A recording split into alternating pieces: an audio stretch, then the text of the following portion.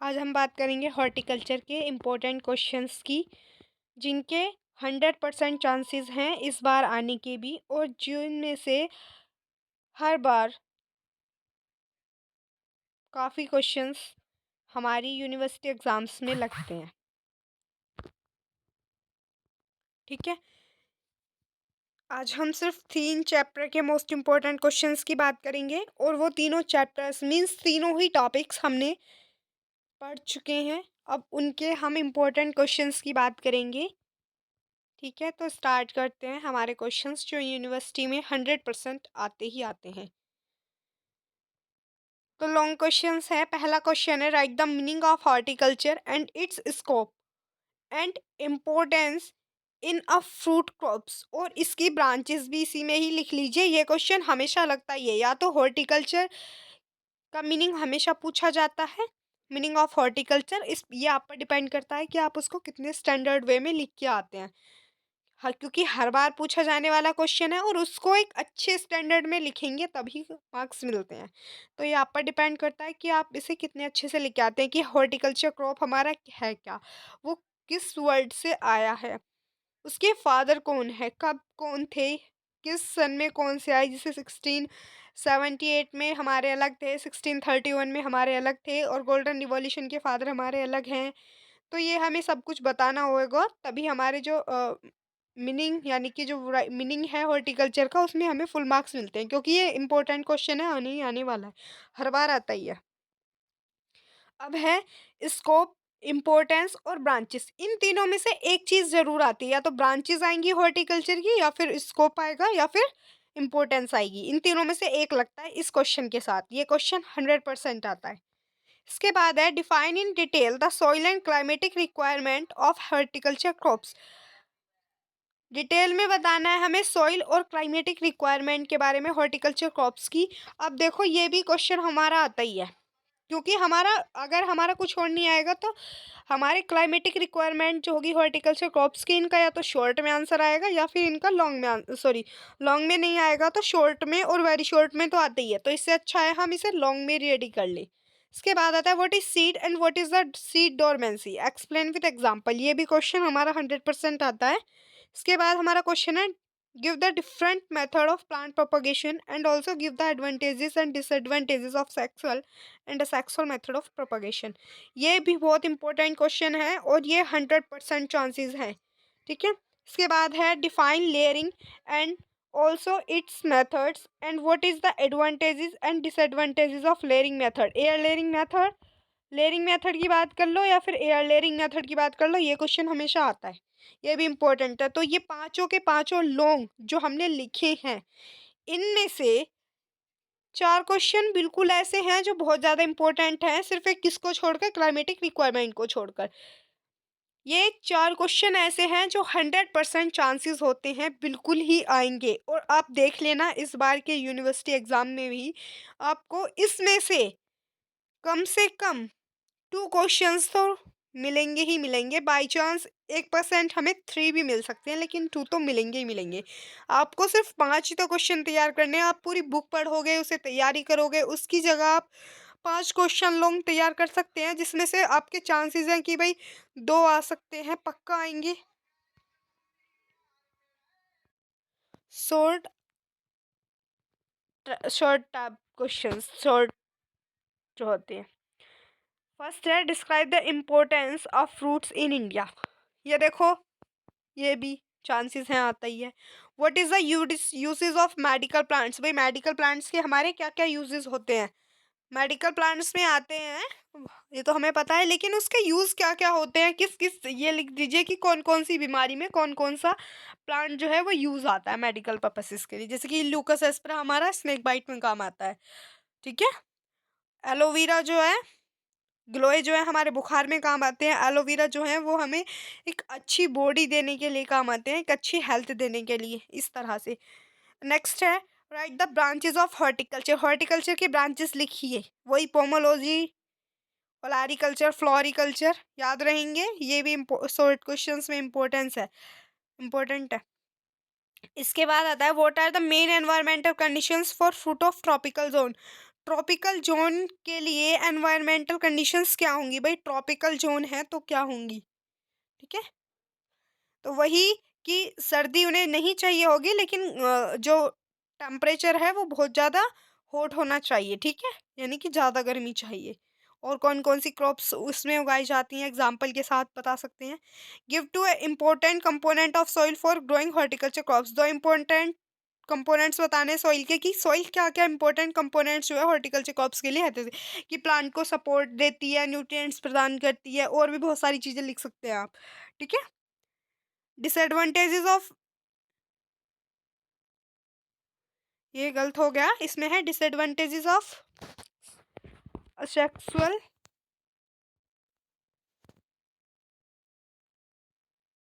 ए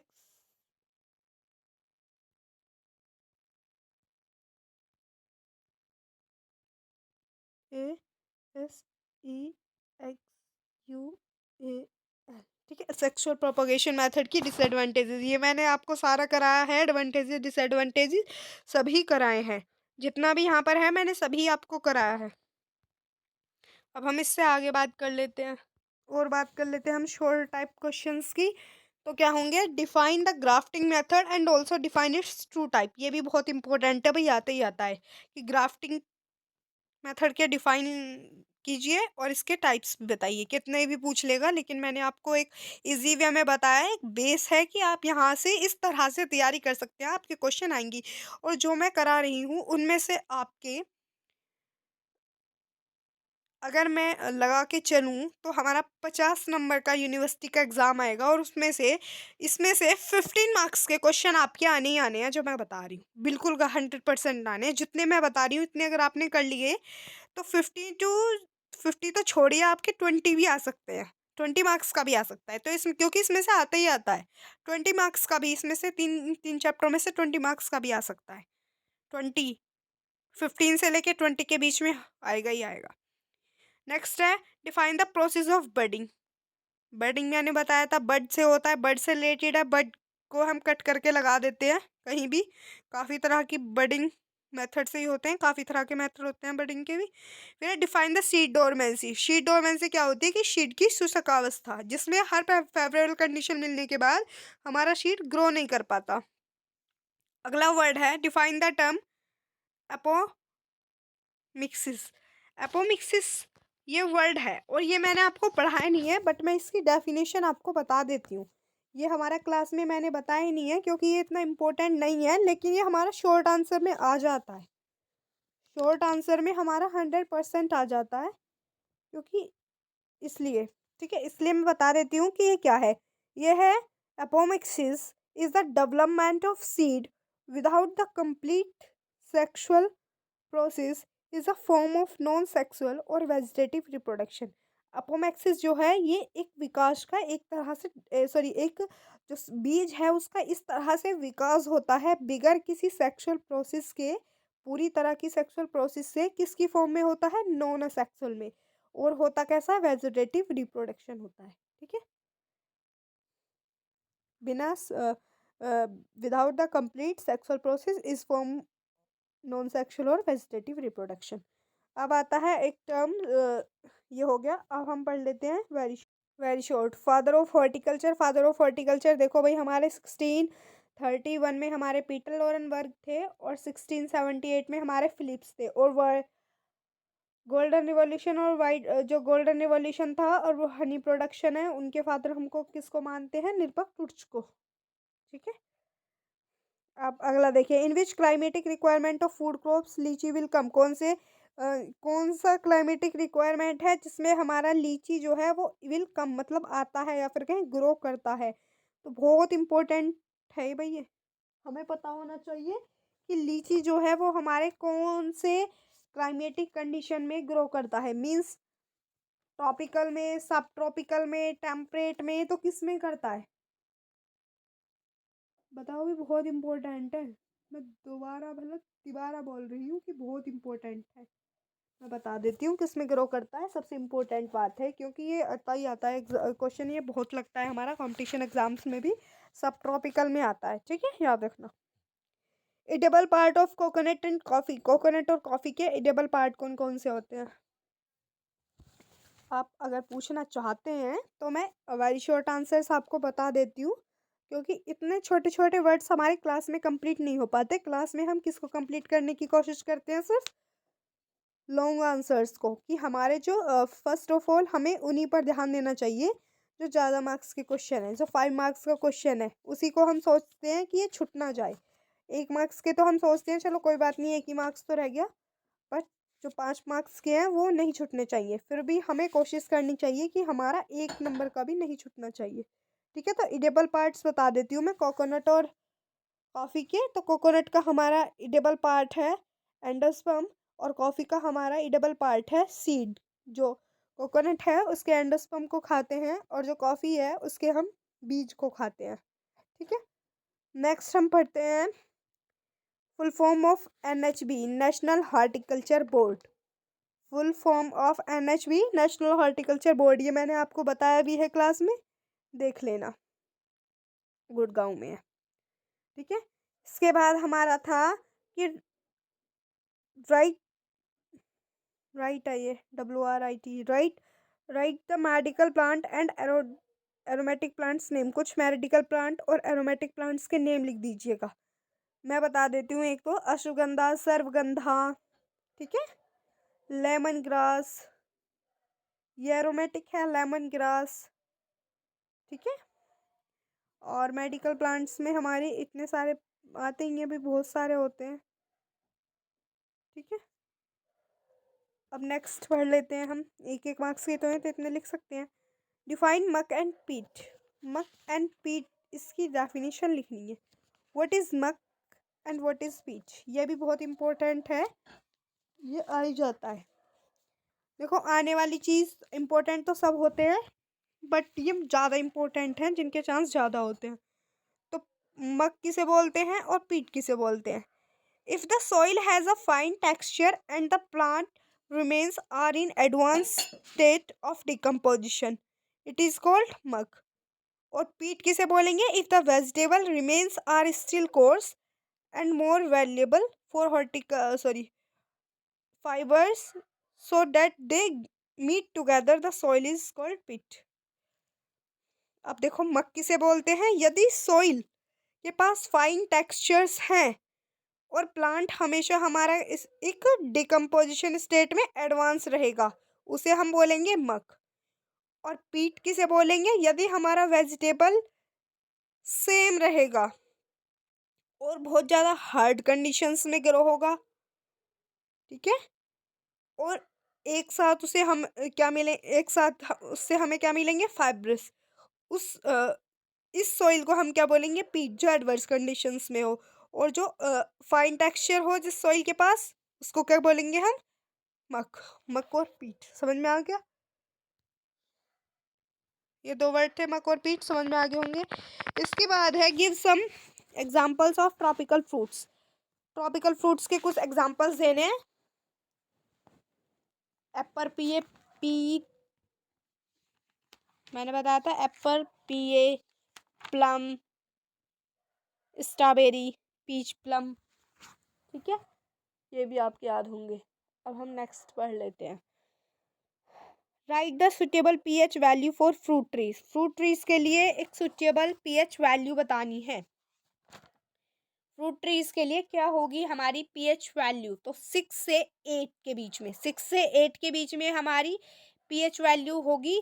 किसके लिए? Fruit trees के लिए। नेक्स्ट है define the word clone. Clone का मतलब क्या होता है? बहुत इंपॉर्टेंट क्वेश्चन है भाई, बहुत ही ज़्यादा आने वाला क्वेश्चन है, याद कीजिएगा।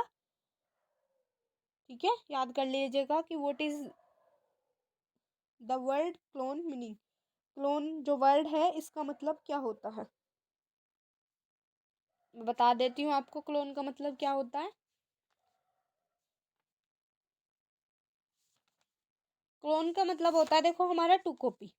फर्स्ट ऑफ ऑल तो हमें यही पता होना चाहिए कि क्लोन जो एक वर्ड है इसका मतलब होता है टू कॉपी।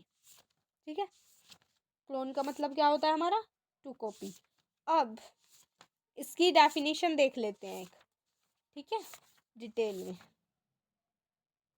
तो क्या होती है कि clone are a group of plant planted obtained vegetatively from a single parent as are derived from a single individual by meiotic cell division as are generally uniform। बिल्कुल meiotic cell division की तरह कि ये हमारा एक single parent से ही हमारा होगा और एक सिंगल इंडिविजुअल बनाए ड्राइव्ड करेगा एक मायोटिक सेल की तरह, मेयोटिक सेल की तरह, और बिल्कुल एज इट इज अपने पेरेंट्स की तरह होगा। जैसे कि उसमें मेयोटिक में था हमारा क्रोमोसोम नंबर भी सेम और सब कुछ सेम रहेगा, साइज वगैरह। तो इसमें भी क्या होगा कि कॉपी होगा, क्या होगा, कॉपी होगा, यानी कि जैसे इसका पेरेंट प्लांट होगा ऐसे ही इसका अ, जो डॉटर सेल जो डॉटर प्लांट बनेगा वो बिल्कुल सेम बनेगा। ठीक है, इससे आगे हम पढ़ लेते हैं very short answer. Define the word ऑर्गेनोसिस।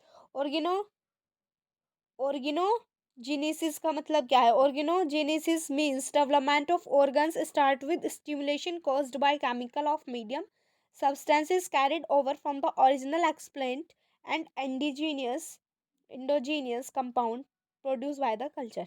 ऑर्गेनिसिस का मतलब है डेवलपमेंट, ऑर्गन्स का जब डेवलपमेंट होना स्टार्ट हो जाता है स्टिमुलेशन के साथ, जो किसकी वजह से होता है? केमिकल ऑफ मीडियम की वजह से, मीडियम के केमिकल की वजह से।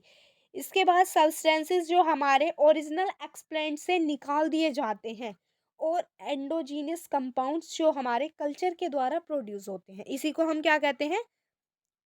ऑर्गेनोजीसिस, गेनेसिस।